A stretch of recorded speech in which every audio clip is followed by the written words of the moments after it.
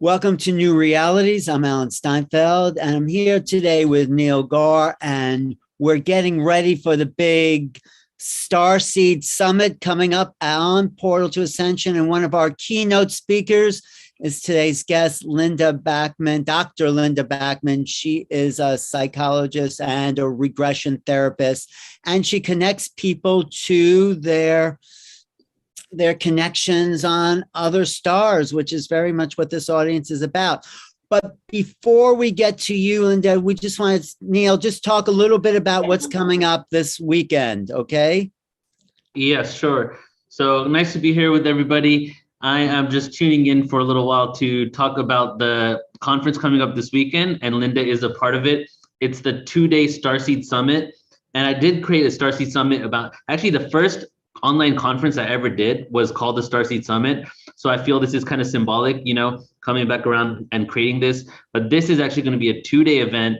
I'm going to share my screen really quick. Oh, actually, Alan, if you can let me share the screen, that'd be great. All right. Okay, I'll let you share the screen as a co-host. Make co-host. Okay, great. Okay, great. Go ahead.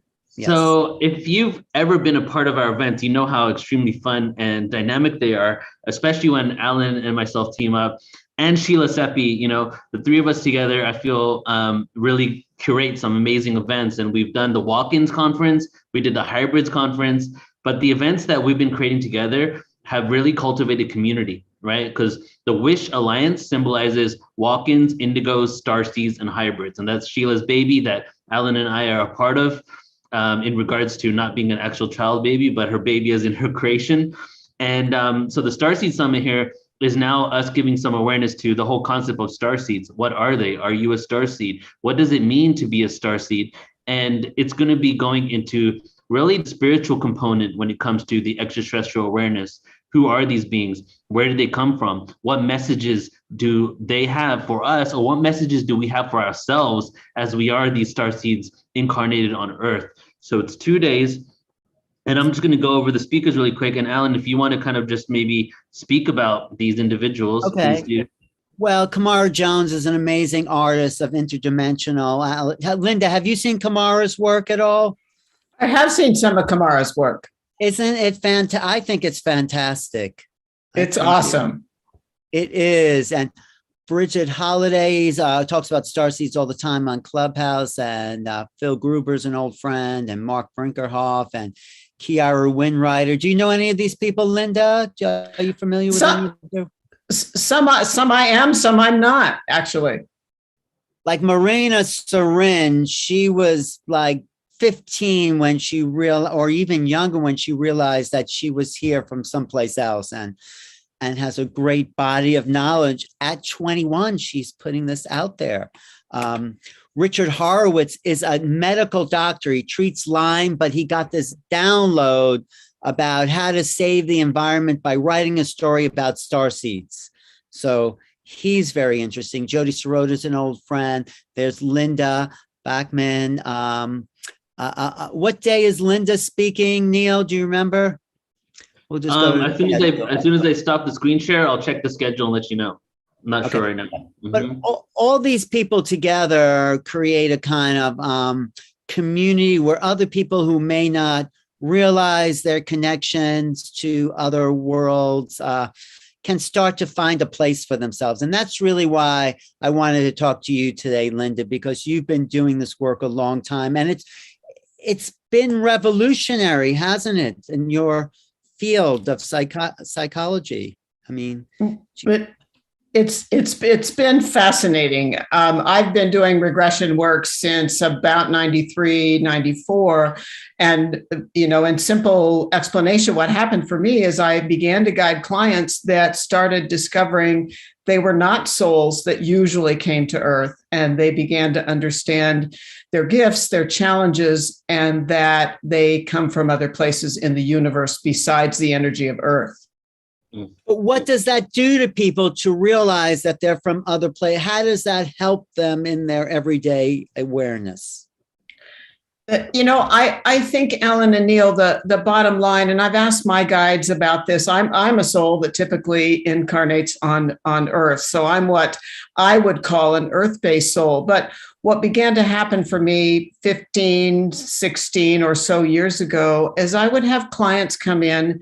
They had very unique spiritual gifts. They had wisdom, almost, beyond what they might have expected. And yet they struggled at times with health issues, emotional issues, not fitting in. They struggled with autoimmune disorders, allergies, the autistic spectrum.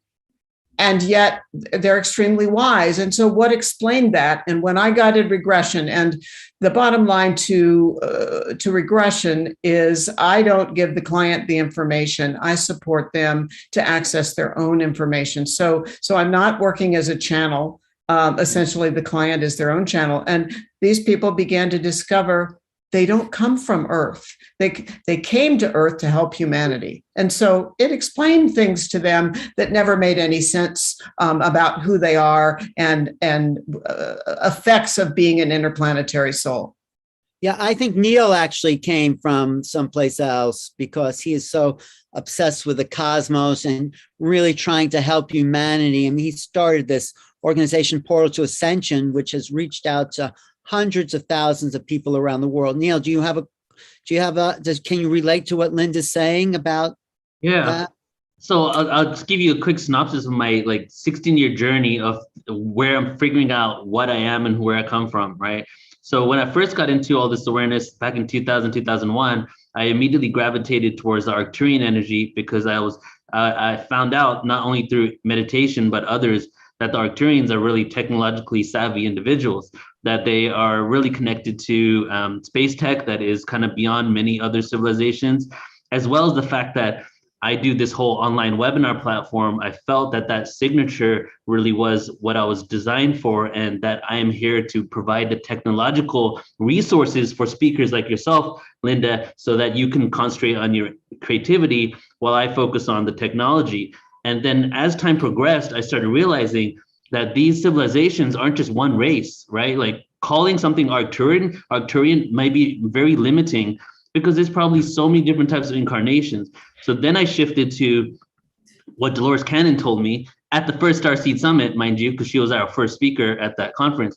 She said that they are a lot of, we've been incarnated probably everywhere, most likely, like many different incarnations. However, maybe the connection to a specific civilization is more important and the theme of this life right now. So you might have even had more incarnations in the Pleiades than Arcturus. However, the Arcturian energy and what you learned during that time really focuses on why you're here on this planet. So I'm more along those lines right now. I don't. Does that make sense? Yeah, I just wonder, Linda, to what Neil said, does that make sense on your research, with your research? Yes, Neil, it makes sense, very much so. And yet what I find when I'm working with clients is clients will come in, they perhaps have read one of my books, and one of my books is only about interplanetary souls, so it's filled with client material.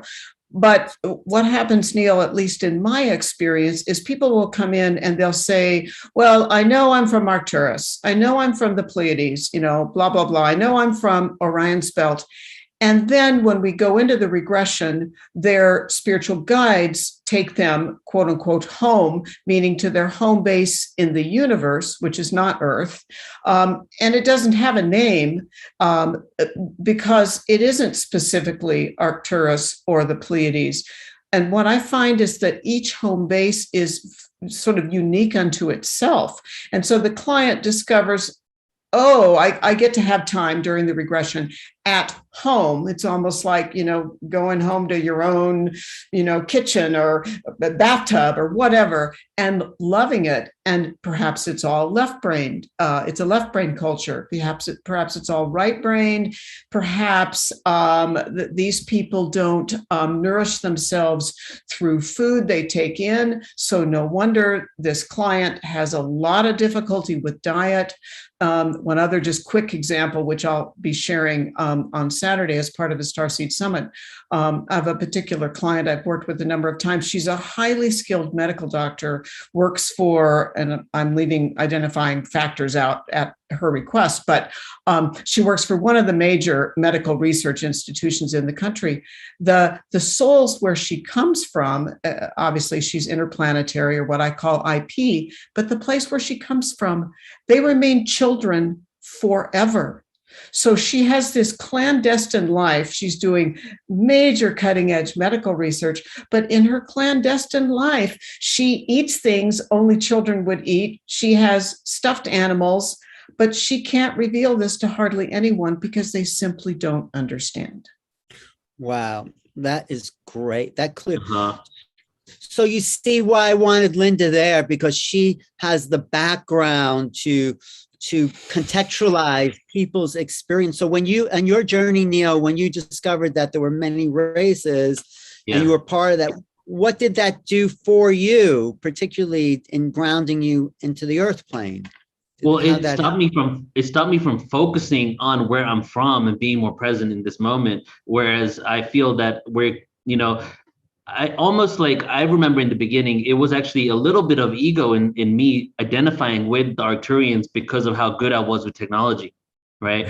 And so as I became aware of that, I stopped really focusing on it. And even though I've created events where people can really connect to their ancestry galactically, I'm really just focused on the work and being present, because that's what really helps me out. So not knowing about where I'm from, for some people, it definitely helps them. And what Linda just said to me right now actually gives a whole new perspective. Like, we can't judge people entirely, because who knows what past experiences we've had on different planets. Like, maybe you have some dietary issues, maybe you're anorexic, and it could be that you have this energetic signature from where you've been before. Whereas in this world, people will judge you and say, like, what's wrong? Well, you have anxiety issues, but we really truly don't know exactly why we do the things we do. And having these opportunities, like connecting with Linda, really give you that perspective, I feel.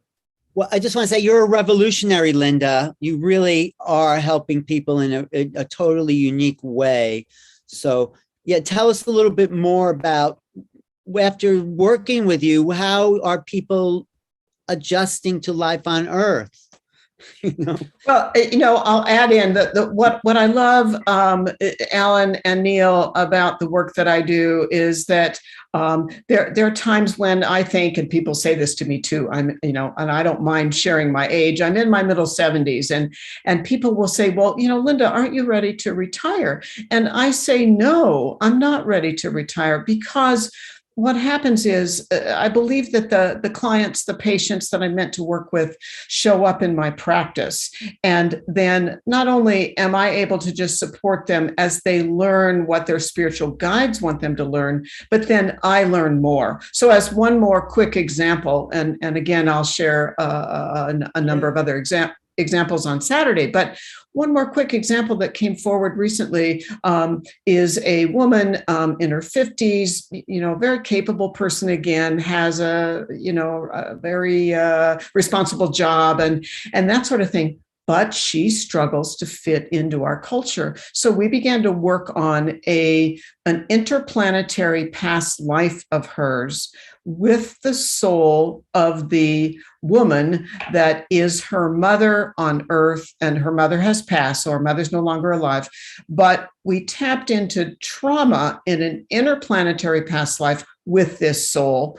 And this soul, again, was my client's mother in current life, with whom she had a really challenging relationship. And I'm really oversimplifying here, but when we learned through the regression that past life trauma, interplanetary past life trauma, had occurred, had surfaced in the client's current life with her mother, it explained everything to the client of, oh, now I get why it was so hard to connect with my mother, because of what happened in the past life. Then we let go of the past life trauma, which leads to letting go of the trauma in current life. Great. This is how, you're really helping people. So at this upcoming conference, what are you going to talk about, just to kind of get people excited?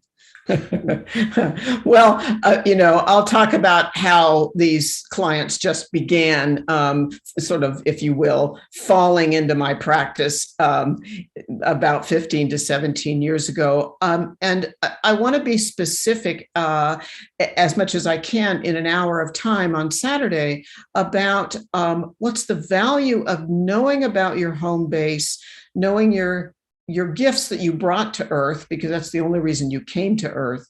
What are the challenges that you can stop categorizing as something we might say pathological, and accept them so that you move forward in your current life? Then I also want to talk a bit on Saturday about the Interplanetary Council. There's a council in the higher realm that is a group of representatives that come together.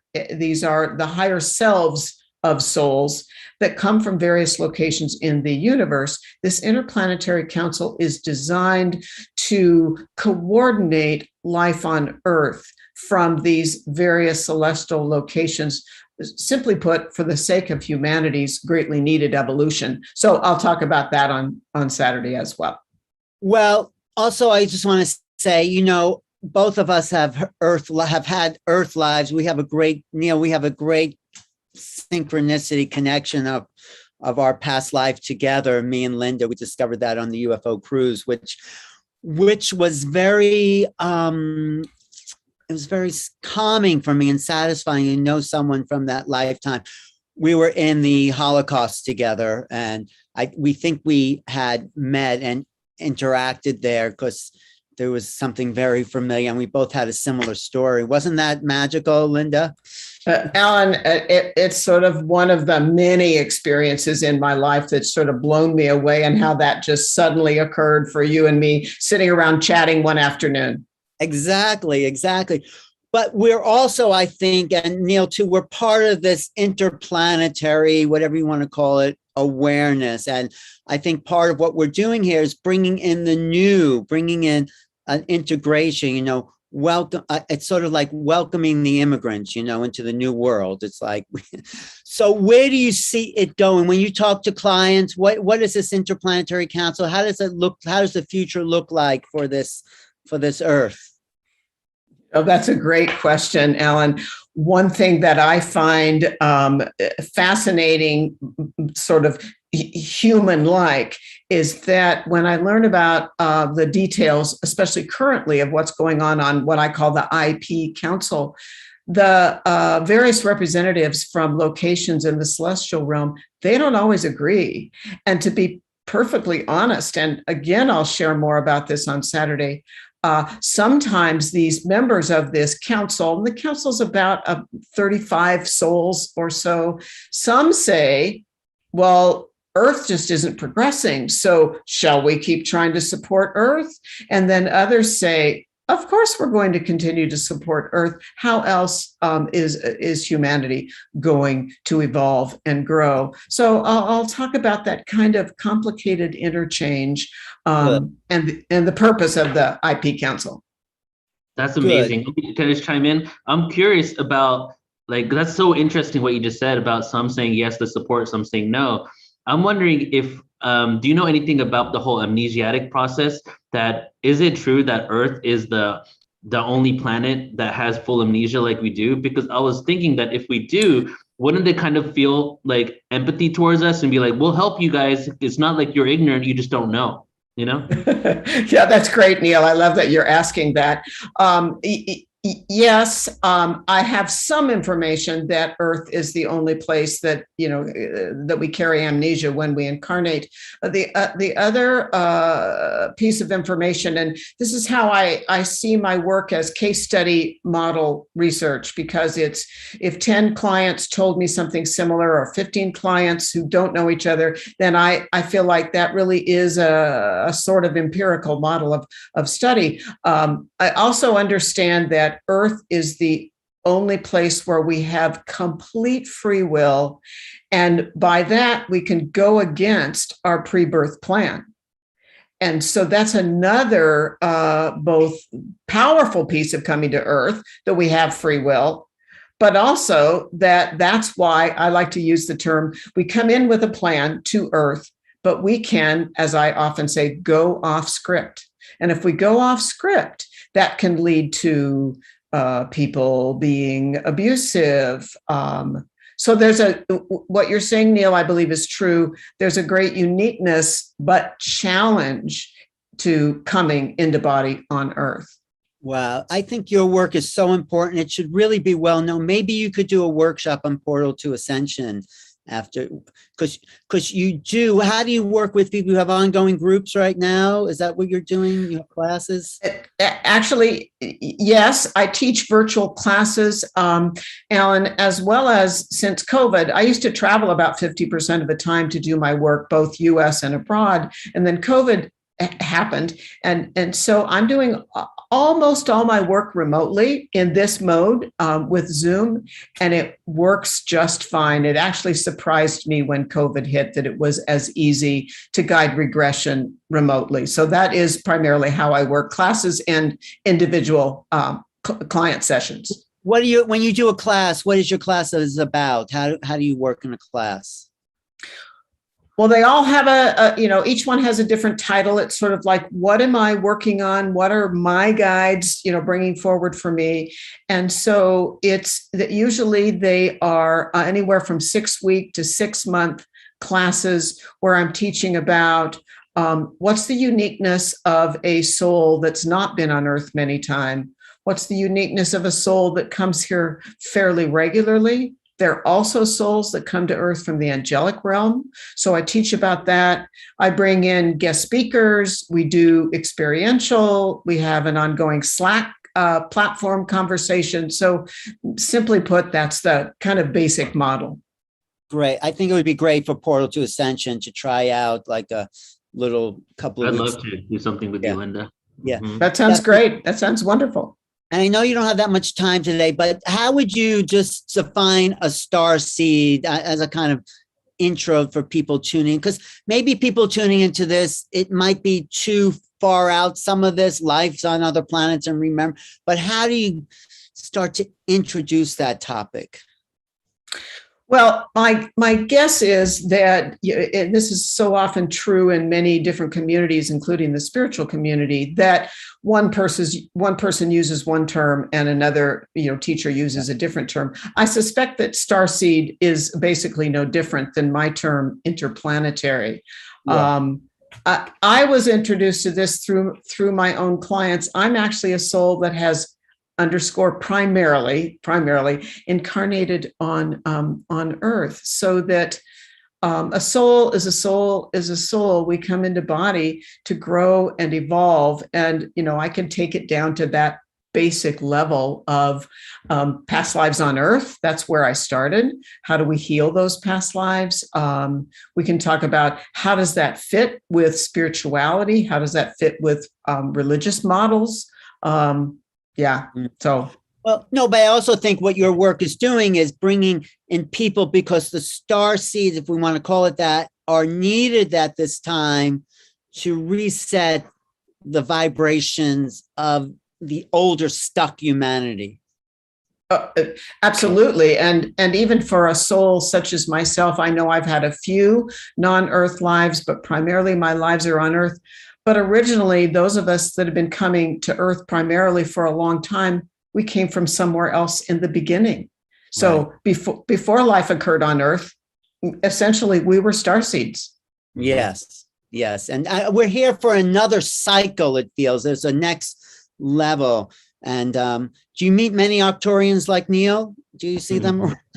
Well, it's interesting. Again, you're asking that, Alan. Neil, when you were talking about being an Arcturian, I was flashing back on a man that I worked with from the Midwest maybe 2 or 3 years ago. And and what came forward in his regression is that he's Arcturian. His skill is technology in the music industry, so that not only writing music, but mixing music and producing music at a professional level technologically. Oh, wow. I love that. Well, yeah. Neil's a musician. He does poetry. He'll do some poetry weekend. And just tell people Do you have any other questions, Neil? Because I don't want to give too much away. I want people to tune in. I just want to say I'm really excited for your presentation, and just the full circle awareness that you have with this and how you're looking into it is really interesting. So I'm excited just to see what you have to share this weekend and definitely work with you in the future. So thank you, Linda. Yeah, thank you, Neil. I'm honored and excited to be a part of the Starseed Summit. Yeah, I just knew you had to be part of it. Because your work it should be more well known. You know, people know Marie Rodwell and Barbara Lamb, but they're doing great work, and you're taking it to another level. I think where you're talking to them off planet, you know, in a sense, like where. And I might add, Alan, for those people, you mentioned Dolores Cannon, Neil, obviously a contemporary of Dolores, same age, actually passed from the planet about the same time, is Dr. Michael Newton. Michael Newton wrote some of the cutting edge books years ago, Journey of Souls, Destiny of Souls. Michael was once my mentor, and I worked closely with him and then co-taught with him. So a Dolores Cannon contemporary. So just tell us now, if people want to see you privately or be part of your classes, how can they find you? They can go to my website, Alan. It's www. And this is all run together, Raven, like the bird, RAVEN, heart, like the heart in your chest, center, American spelling, CENTER. So ravenheartcenter.com is where people can find me. Are you putting that in the chat, Neil, on YouTube? Yeah, I'm also going to show the page real quick. Here we go. Oh, great. Okay, this is Linda's Raven Heart Center. And of course, now you're all over the world because you're on Zoom. So you do ongoing classes and private sessions, which is what people need at this time. So Linda, I'm going to refer a good amount of people to you because I get emails all the time for people who want these services, and the individuals I have been referring them to are too busy doing other things that they don't have time for the regressions anymore. So if you're open to it, I'm definitely going to be sending you some clients. All right, that sounds wonderful. I'll look forward to working with these people. And my schedule is booked a bit out, but I do get cancellations. So and I'm working almost week in and week out with individual clients. Great to see you again. Say hello to your husband, and I will do that. We'll see you Saturday. What's the time on Saturday for Linda? Yeah, I got it right here. It's 3:15 Pacific. 3:15 Pacific. Well, anyone watching, come to the whole Portal to Ascension Starseed Conference. People like Linda with solid, credible licenses and perceptions, and you'll learn a lot about what it means to be a soul in forever, and the different incarnations of this, and maybe at some point, sorry to interrupt you, Alan, at some point it might be fascinating, if you're open to it, for you and me to share that story of that afternoon conversation on the UFO cruise and how we fell into that past life memory together. So anyway, I just thought I'd stick that in there. Let's do a separate show about that, because I think I did on one of the Portal Ascensions. I went back to that lifetime and it's just so hard for me to look at. I mean, maybe everyone pictures of concentration camps and starvation, but we don't need pictures. We can share the synchronicity of those discoveries and how they release us from what occurred.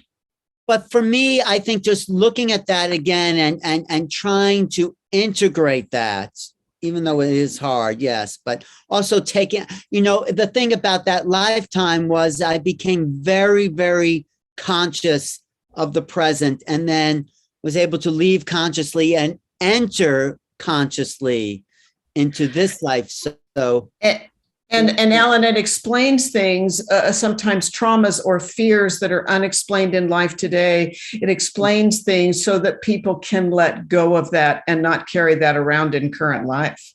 Right. But also, I think, have compassion for people to make me a humanist, looking, trying to at everyone in a compassionate way, no matter what they're suffering. I mean, so I mean, it wasn't a Totally. picnic. It wasn't pleasant, but it was No. definitely an acceleration, Yeah. and great to meet old friends. So thank you, Linda. Linda Backman. Thank you. Yeah, Thank you, Linda's Linda. also, you're also going to be on the panel on Saturday too, okay? Yes. Yeah. Thanks for your time. It's Alan Steinfeld for New Realities along with Neil Garb. Portal to Ascension, Starseed Summit coming up October 30th and 31st this coming weekend, 2021.